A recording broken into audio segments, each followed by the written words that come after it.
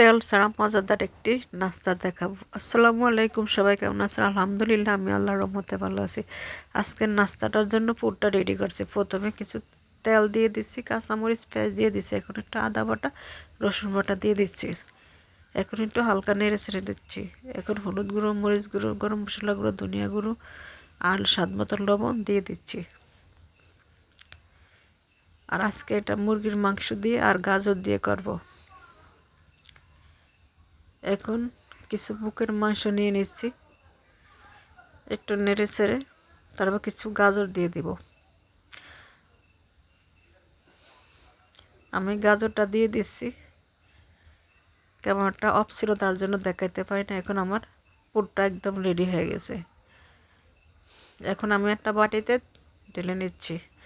এখন আমি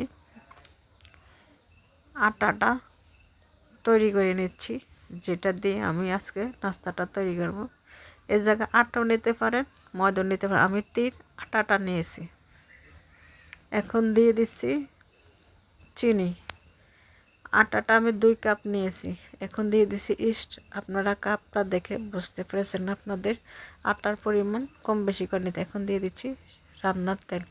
তেলটা একটু বেশি পড়ে গেছে, তবে তেলটা একটু দিলে ভালো হয়, কারণ আজকে আমি যেহেতু তেল আর দিব না, তেল ছাড়িয়ে আজকে নাস্তাটা করে দেখাবো।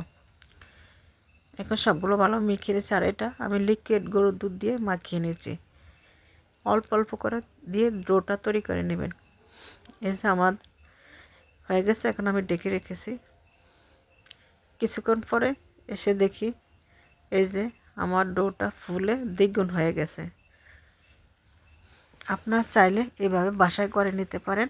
যদি ইস্ট না থাকেন আপনারা টক দই দিবেন। এবং ছোট ছোট করে লিচি তৈরি করে নিচ্ছি। আর এখন পুরগুলো দিয়ে কিভাবে আমি নাস্তাটা তৈরি করে নিচ্ছি, খুবই সহজে আপনারা বানিয়ে নিতে পারেন। আমার ভিডিওটা যদি ভালো লাগে অবশ্যই লাইক, শেয়ার, কমেন্ট করবেন। আর কে কোথা থেকে দেখেছেন অবশ্যই জানাবেন। এই যে এখন আমি আটকে দিয়েছি মুখটা।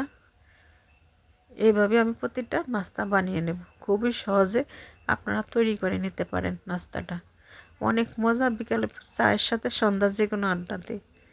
এই যে আমার নাস্তাটা রেডি হয়ে গেছে, দেখেন। এভাবে আমি সবগুলো নাস্তা তৈরি করে নেব। এই যে সবগুলো নাস্তা আমি তৈরি করে নিয়েছি। চুলাতে আমি প্যান দিয়ে দিচ্ছি।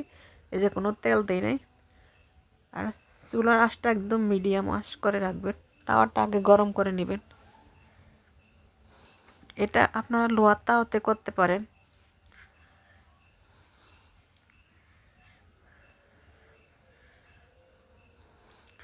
আমি যে ডোটা তৈরি গেছে তেল আসিল, মানে ডোটের সাথে, তার জন্য তেলটা একটু বের হয়ে যাচ্ছে।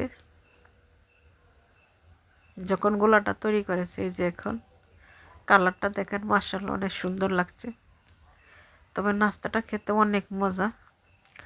আপনারা এইভাবে বানিয়ে দিতে পারেন, ছোট বড় সবাই পছন্দ করবে এবং হেলদি, স্বাস্থ্যসম্মত।